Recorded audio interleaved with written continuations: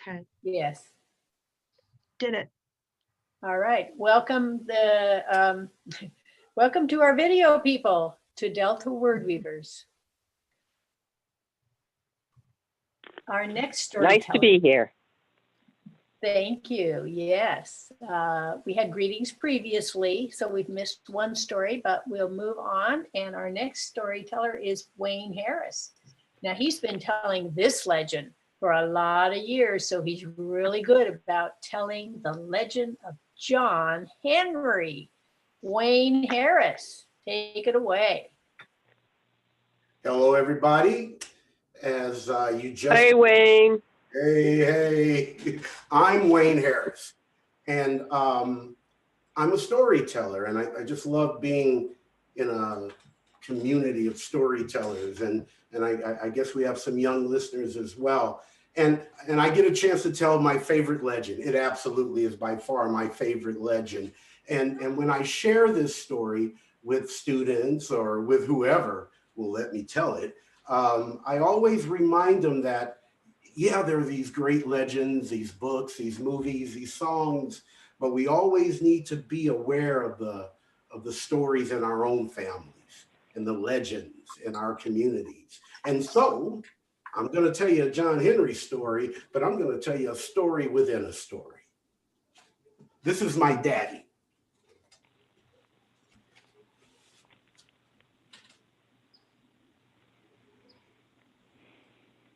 They say that when John Henry was born, that all the animals, they come out to see him.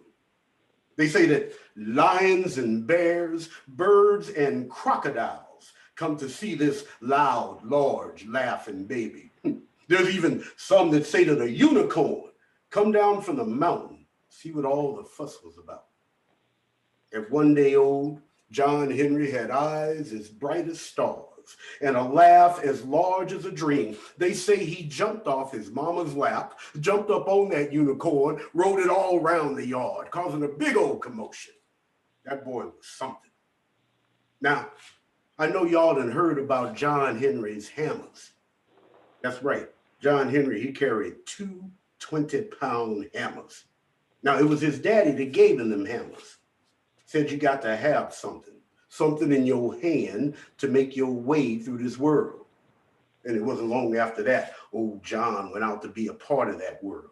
But by then, he was a big old strong man child with muscles as large as hope and a laugh as big as thunder. And every day as he traveled, every day, he tried to do one good thing. And people loved him for it. Yes. I'll never forget it. So that was my daddy. He was the first one to tell me a John Henry story. Now, I don't want to get sidetracked, and I do want to get to where we're going, but sometimes in order to get there, you got to go back to where you've been. So my first story is about me when I was 5 years old. And because I was 5 years old, for the facts of this story, we are going to have to rely on my brother John. We called him Junior. So all of us are actually listening to Junior's story. Now, I don't know if he has it any more right than I do. He's just older. Anyway, there we are. It's Sunday night, and my entire family is sitting in the living room. We're watching TV. We're watching Gunsmoke. Now, some of you of a certain age will know what that means when I say Gunsmoke. It's talking about Marshall, Matt Dillon, and Kitty, and all the characters in what town was that? Anybody remember? I'll have to come back to that. Anyway, and we loved watching Gunsmoke. In particular, my older brother, Junior, loved watching Gunsmoke. He thought he was Matt Dillon. He thought he was the sheriff, and he would just sit as close as he could to the TV, cross-legged, just looking at it. And my mom would be going, boy, move back. You don't put yourself blind, move back. And he would just be glued to Marshall, Matt Dillon. And then my mom says, she goes, Junior, turn the light out in the bedroom. Now, Junior didn't want to go, right? You know, Mama, I don't want to go. I'm looking at Gunsmoke, Mama. And then 5-year-old me, I jumps up and I says, Mama, I'll go turn out the light. I'll turn it out. And before anybody could stop me, I ran into the bedroom. Now, a few years earlier, when I was 4 years old, I got very sick. I had polio. It made me so sick that it caused one of my legs to be shorter than the other. I actually had to wear these braces for a while, right?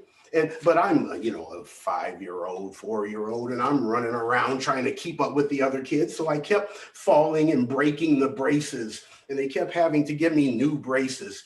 But finally, after breaking one more set of braces, the doctor said, look, we're gonna give them these shoes to wear.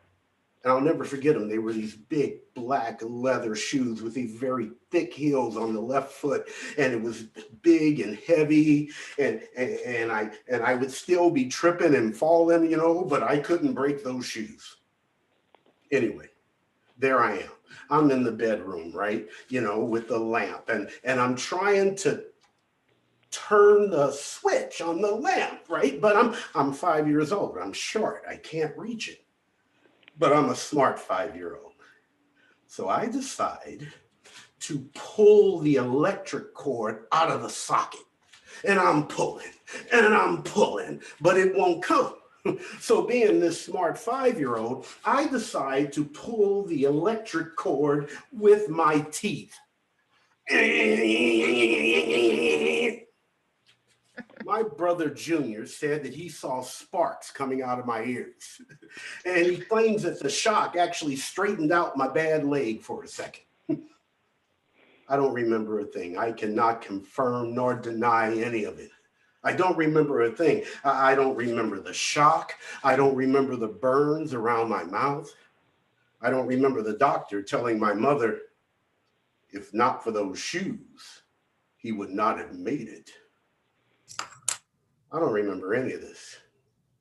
What I do remember is running and sliding up and down the polished hallways of the hospital. You see, I was the youngest person in the entire hospital. Everybody was spoiling me. The nurses let me go all over the place. I would go into other patients' rooms and take their Jell-O. I was having a great time. And every night,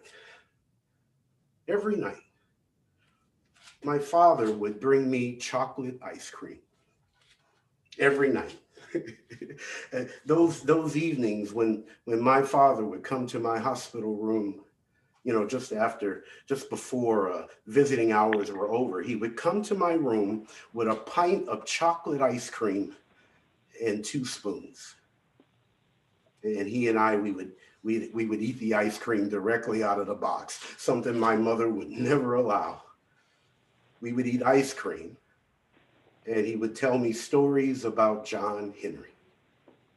Now, I don't remember all of the stories, just this image in my mind's eye of this large black man with muscles bursting out of his shirt, and he's swinging these hammers over his head.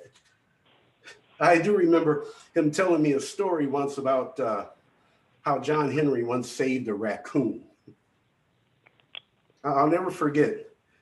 One of the last nights I was there at the hospital, and it was getting late. And those of you that have been in a hospital, during the day it's bright and there's people walking all over the place. There's noises and things happening. But at night, the hospital gets really, really quiet, dark, sounds coming from afar, slivers of light, and it was coming on the end of visiting hours, and I'm looking at the door, and finally through the door comes my father.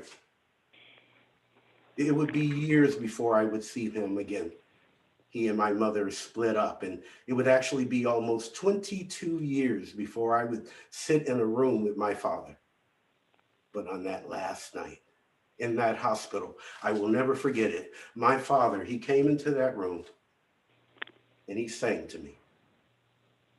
When John Henry was a little baby, sitting on his daddy's knee, He picked up a hammer and a little bit of steel. He said, this hammer's gonna be the death of me, Lord, Lord. This hammer's gonna be the death of me. John Henry was a steel driving man. He drove steel all over this land. And whenever a train goes a-running by his grave, they say, yonder lies a steel driving man, Lord, Lord. Yonder lies a steel driving man. I never will forget it. Thank you.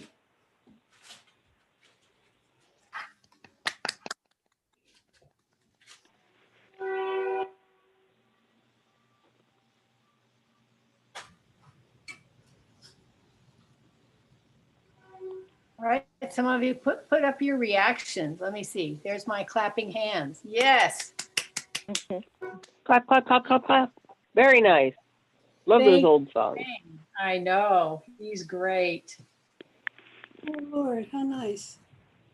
Now, going on with legendary, sometimes you've been at family gatherings where, oh my gosh, somebody makes this fabulous, maybe dressing for the turkey or dessert or something fabulous. You go, oh my gosh, that's just legendary. Nobody could copy that. Have you ever heard of food being legendary? Sure thing. Ken Parsons comes to us. He's our furthest traveler tonight from Newfoundland. Oh, Good evening. Is it evening there, Ken? Oh, sure, yes. We're 10 after 7. So we're a few hours ahead. A few hours ahead of us. I That's think we're right. four and a Let's half, I believe. Okay, so Ken Parson, the name of his story is Name. I heard him tell it at another event, and I said, I want you to come for legendary, and he's agreed. So he's traveled all the way from Newfoundland. Welcome, Ken. Welcome, Ken. Evening, everyone. How's it going? Good, good. Well, I write and tell stories about a little town in Newfoundland called Raisin Arm. And there's a tradition here in Newfoundland. We tell rhyming stories. We say recitations. I don't know why we don't call ourselves poets and say poetry, but we don't. We tell stories called recitations. But anyway, here we go. This one, based on my mother-in-law. She's a great baker. And last Christmas, I think we had 5 different kinds of fruitcake. So this story came out of that. But I love fruitcake. a legendary fruitcake. How about that? Here we go. Now, the cod fishery hadn't gone so well. The berries not plentiful in fall. So when December came around Raisin Arm, well, not much holiday spirit at all. And Nan Keynes was known down Raisin Arm for the treats she always baked. But when the holidays came to her house, well, it was almost more than she could take. Now, her cookies loved by everyone. Her pies were stuff of legends.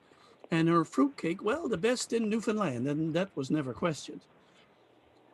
She spent days now baking fruitcakes, and the whole community'd be buzzing. And her house would smell like Christmas when she opened up the oven.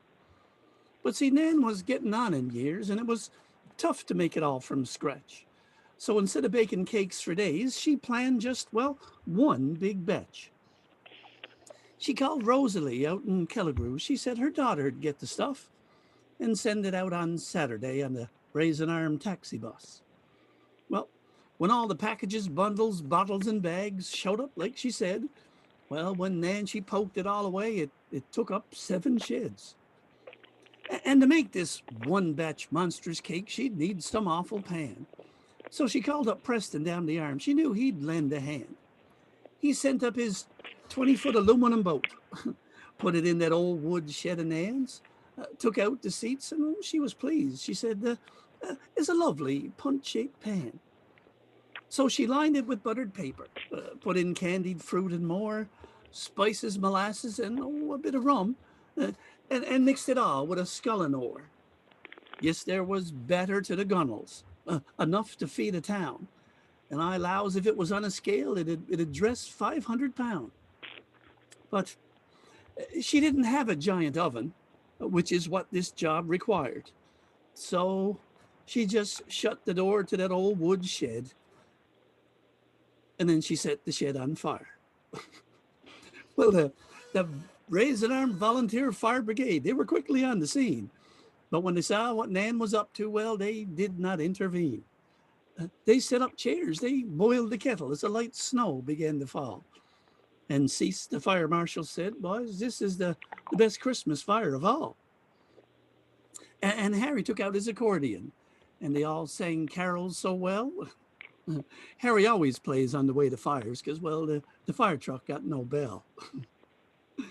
And pretty soon neighbors started showing up. Sure, the whole community came round, shook hands and wished each other well as that shed burned to the ground. Some brought purity syrup and others red rose tea. And now there's lots of Christmas spirit around that fire by the sea. And when the flames died down and the cake was done, well, Nan peeled back the paper and the whole town smelled like Christmas. She was that good of a baker. They all sang carols as Harry played. Youngsters danced in woolen sweaters. And Nan passed around that warm Christmas cake. Well, you couldn't get much better. Yes, Raise an Arm down in Buena Vista Bay had its Christmas spirits lifted higher with a giant boat-shaped rum fruit cake and a woman starting fires. True story. What a great story. I love the rhyme. Oh, that's a big cake. Wasn't that great? I love those you say resuscitations? Recitation, sure. Yeah. Recitations, okay. People describe it as, I suppose, stand-up comedy from 100 years ago. That's very cool. Thank you. Yeah, problem. Great fun. Thank you, guys. Yes. UII said, let's take that to Delta Wordweavers. Thank you so much, Kent. Perfect. Thank you. It was wonderful.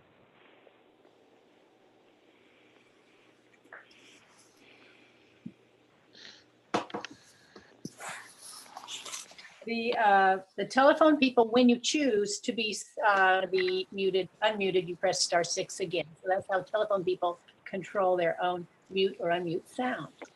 Our next teller is Claire Castell, and we're going to travel. Yeah, we've been traveling around for our legends, from Disneyland to the Indian country, to John Henry's country, up north to Nan, back down to Louisiana for Claire Castell for an urban legend.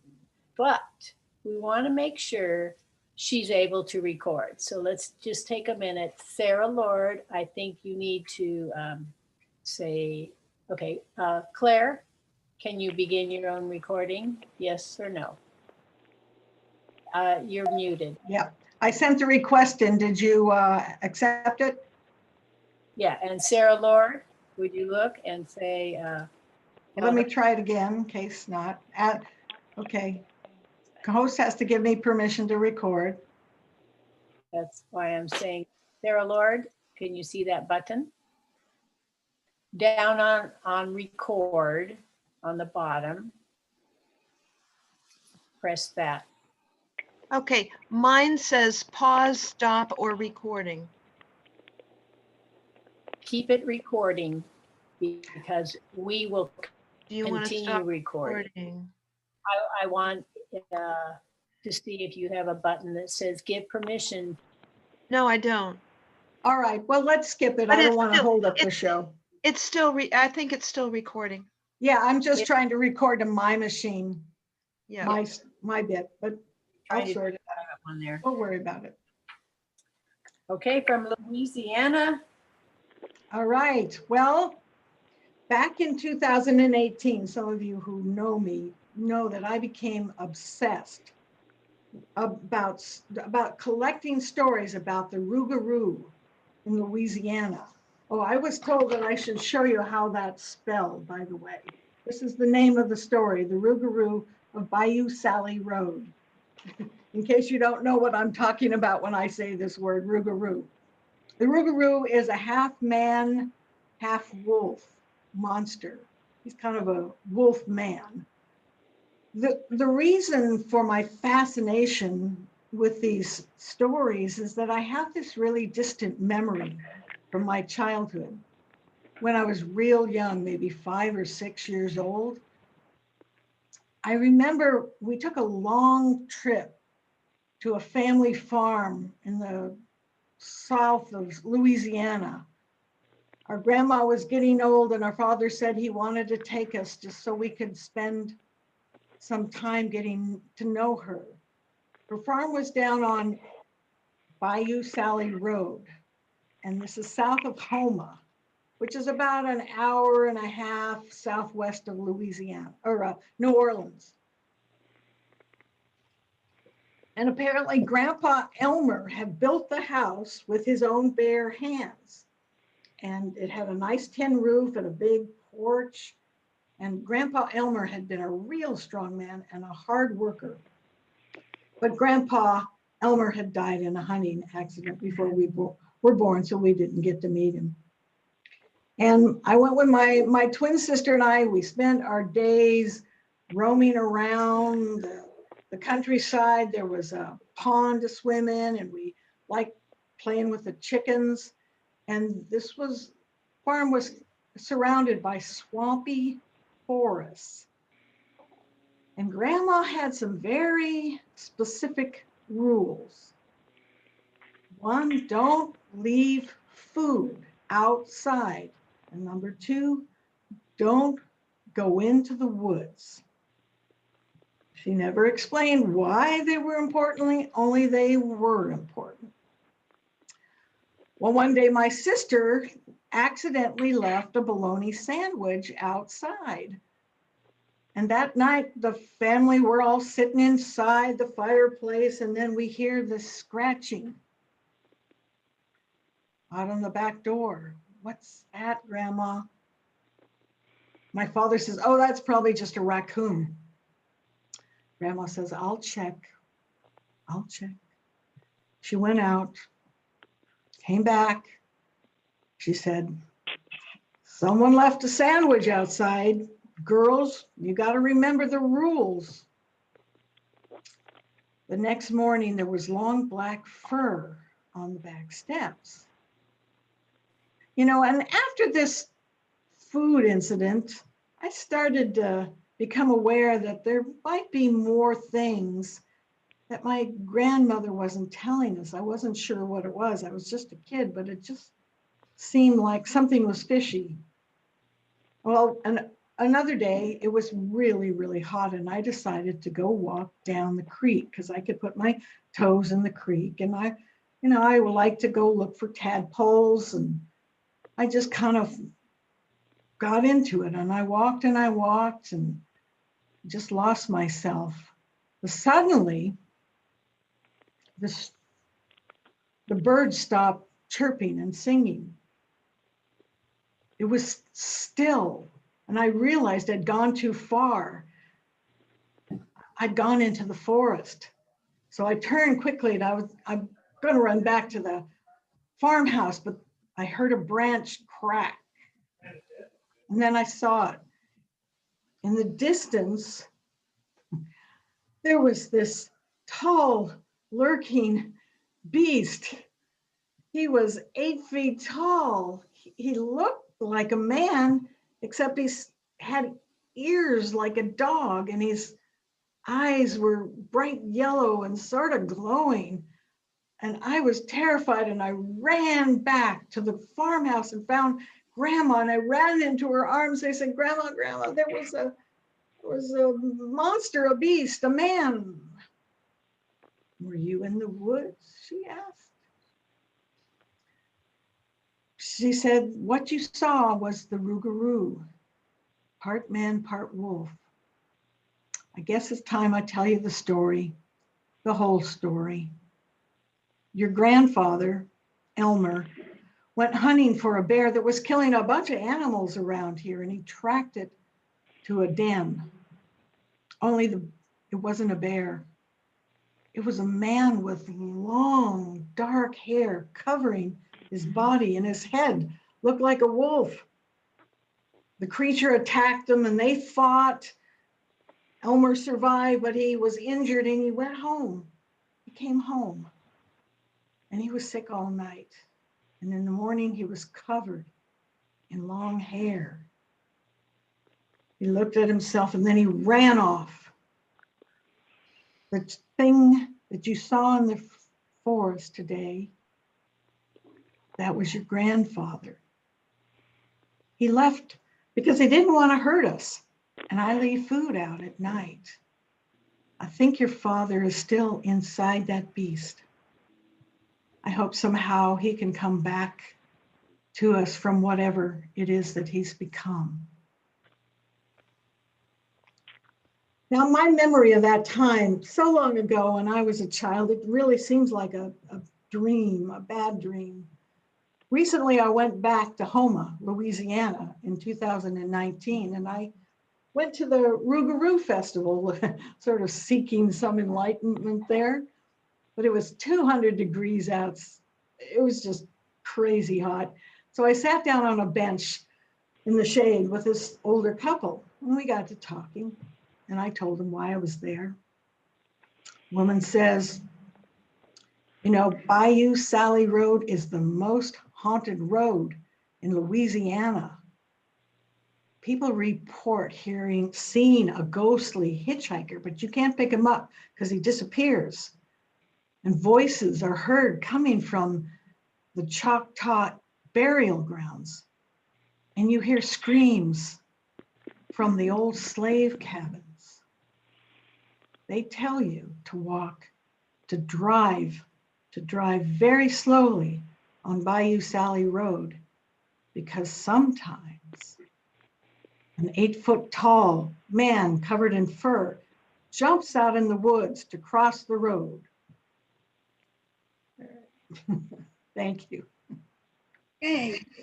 And I've got to give it credit. I got this story from a Reddit site called No Sleep. And I don't know what the author's name, it just had something called Creeping Dread. It was creepy, all right. It's also no sleep, just like it says. Oh my goodness. Ooh, mysterious that is. So legends are all Gave me over. chills.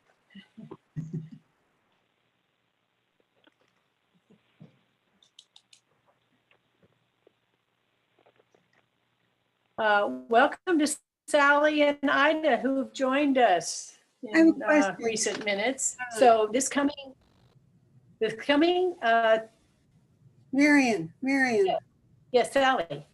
I keep getting the phone symbol flashing on the screen. Do you know what to do about that? That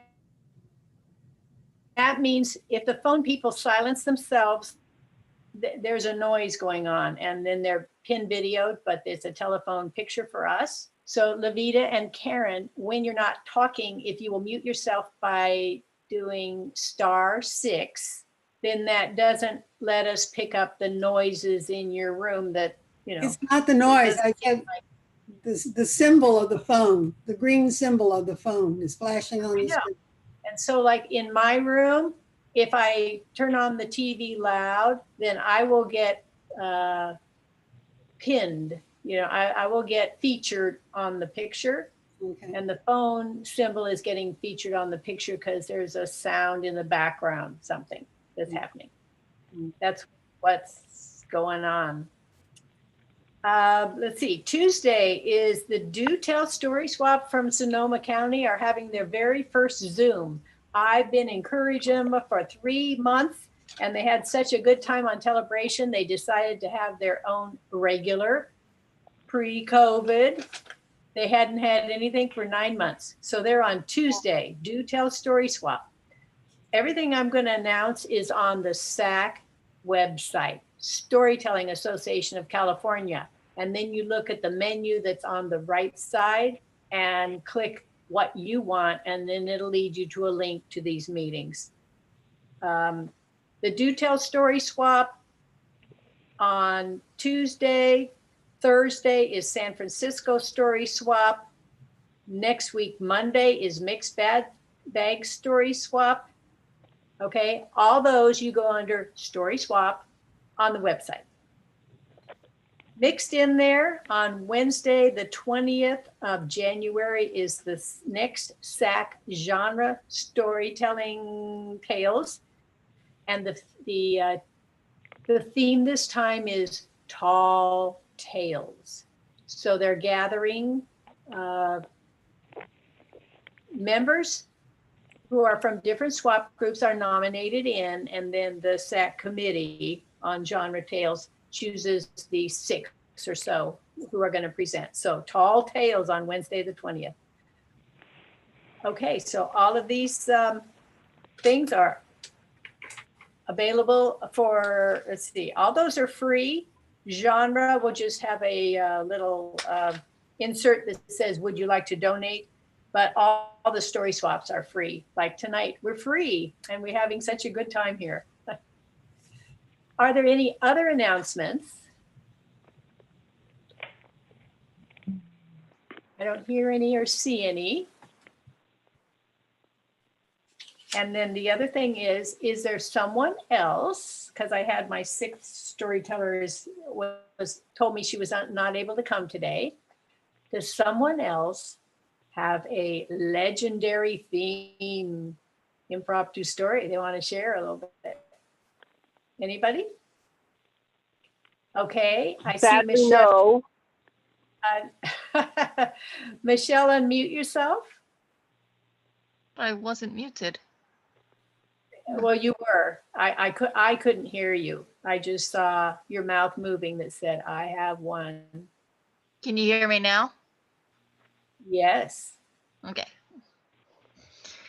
So welcome, Michelle. Yes, we're happy to have her on Zoom. Person in our library. Telling. Thank you, Michelle. What legendary story do you have today? Well, this one actually came, like at first I thought I was going to be a listener, but then Sarah told her story and it reminded me of one that I heard when I was a kid. Out of curiosity, how many of you are familiar with an outdoor education place called Foothill Horizons? Nope. When I was in elementary school, it was a place where we went to for a week it was kind of like a camp, but it was part of our school curriculum.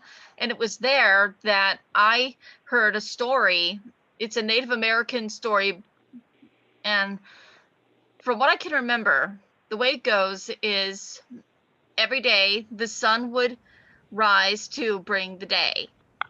And one time, the sun actually got stuck in the branches of this large tree.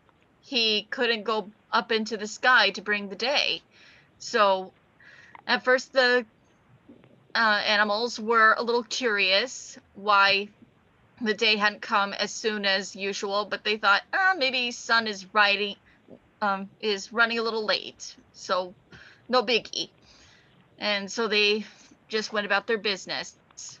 But then as more time passed and the sun still didn't come up, they started to get a little concerned. Why is the sun taking so long? They wondered. And they began to fear that the world would be trapped in eternal night, that the sun would never come up. Then a little voice piped up. I'll go see what's happening with sun. It was a tiny little squirrel. So he looked around, tried to see what was going on until he finally discovered sun trapped in the branches of this large tree. And seeing squirrel, sun asked him, can you please chew through these branches? I can't get out. I can't get up to the sky to bring the day. Squirrel said, no problem. I'm coming. So the squirrel started chewing away at the branches as close to the sun as he could get. Of course, the closer to the sun he got, the hotter it got. And he was afraid of getting burned. I can only get so close to you, son. I want to help you, but you're so hot. I can't get too close to you. I'll get burned. please, there's so many more branches that I can't get through, Sun called. So Squirrel tried to get a little more closer, chew away more branches, hoping that he could chew through just enough that maybe Sun could somehow get through. And at this point, he was starting to, his eyes were starting to get affected. He could barely see much anymore because the heat of the sun was burning them, and his fur was starting to get singed. And he told Sun, I'm sorry, I have to stop. I can't get too close to you. You're burning me. And Sun called out, I still can't get through the tree. Please, you gotta keep chewing. So Squirrel kept getting closer and closer and closer to the Sun. And at this point, he was almost completely blind. His fur was badly singed, and his tail was starting to get burned off as well. But Sun kept urging him on until finally Squirrel managed to chew through just enough branches that Sun was able to rise up into the sky and bring the day. Of course, by then he was completely blind. His fur was almost gone, and his tail was completely gone as well due to the heat from the sun. And finding the little squirrel, the Sun called out, you saved me. You managed to bring back the day to the world. Is there anything I can do to repay you for this service? And the squirrel looked up, turned his head up to the sky towards the sun and said, I've always wanted to fly. So Sun said, then fly you shall. I shall grant you wings so you may fly. And since I understand you're now blind due to how the heat affected your eyes, you will be given sonar so you can navigate the night. And thus is how the world's first bat came to be.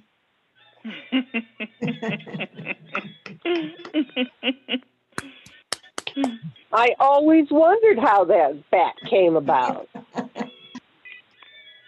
And so it is, absolutely. For the record, I can't remember what tribe that story came from, unfortunately. It's still a good story.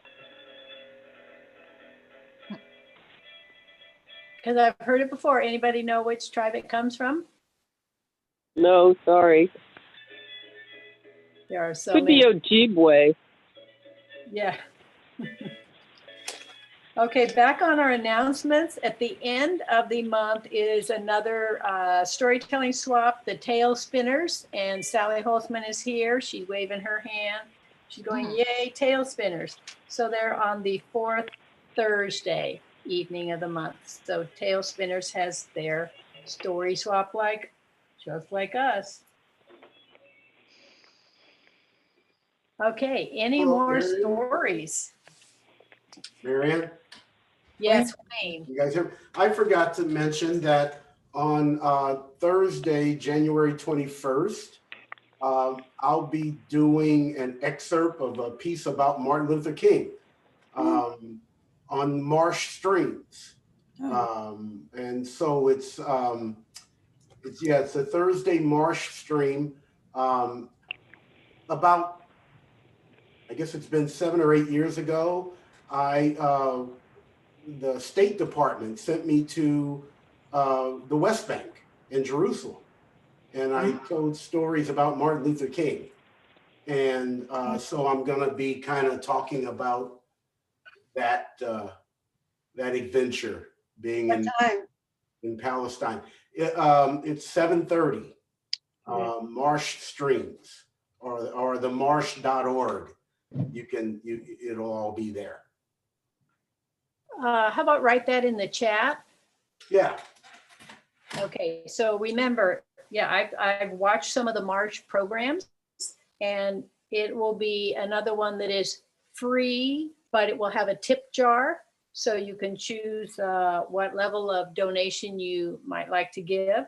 But the important thing is to go to Marsh, M-A-R-S-H, stream, and look on their menu because they'll have a lot of choices. So look for Wayne on Marsh Stream for January 21st, 7:30. That's really an important story. So hope some of you also can join Wayne at that event. Thank you. Yes. Marion, this is Melinda. Hi, I just want to make an announcement. First of all, I just want to thank everybody for their stories. Great, great stories today. That was so much fun. Really great. And the other thing I want to tell people is that periodically I publish a performance newsletter. It's free. Everybody is welcome to send me your email, and I'll add you to my email list, and I'll put my email into the chat. And you can send me also announcements of your performances, and I'll include them in the newsletter. There's several hundred people now that get this newsletter. So it really broadens your audience, and I'm happy to do it. So I'm going to put my email into the chat. It's drdrmelinda@comcast.net, and I'll put it in there now. If you send me your email address, I'll add you to my roster of emails. Okay, say it out loud again. Dr. Melinda. Yeah, it's just drmelinda@comcast.net. I'll put it in the chat. There's no capitals or periods in it. So I'm going to just say the performance newsletter.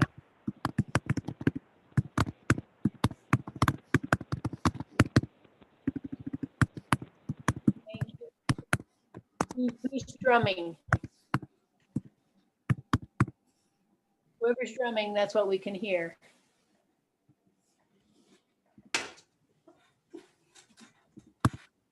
All right, we've done really well. And I was just thinking, who remembers the urban tale of, the vanishing hitchhiker?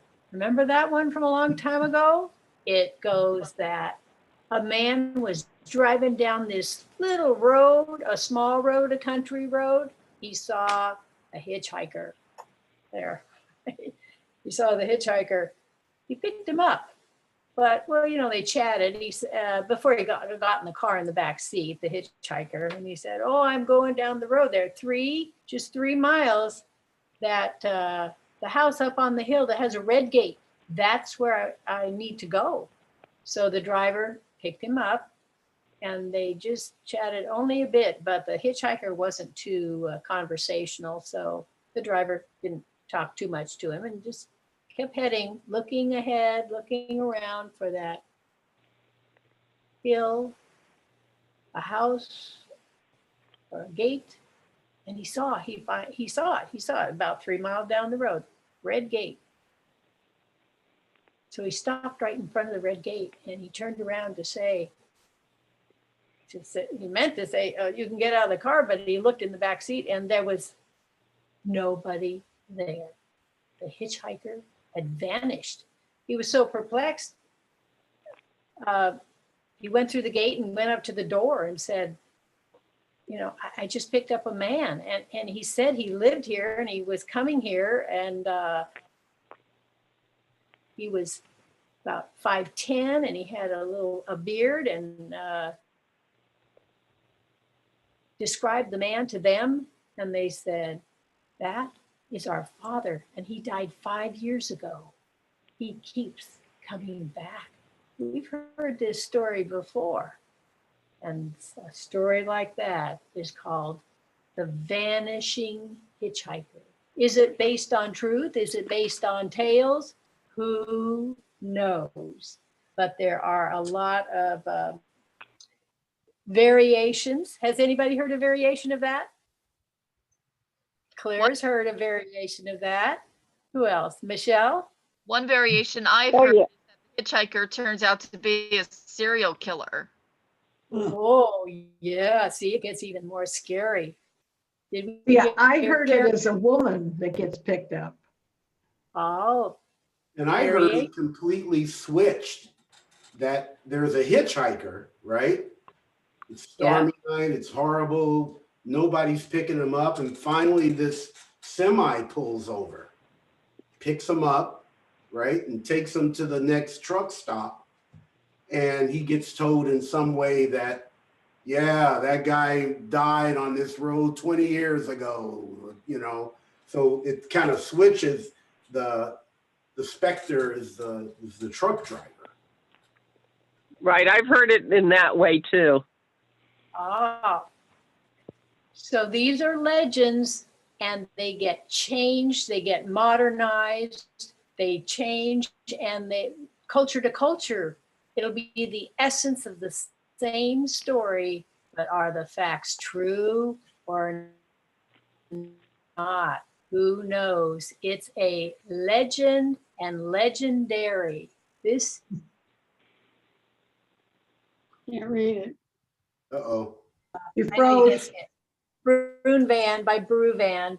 So I got but the two I told today, I already heard them like years ago. Those were urban legends that were in my college days, in our young married years.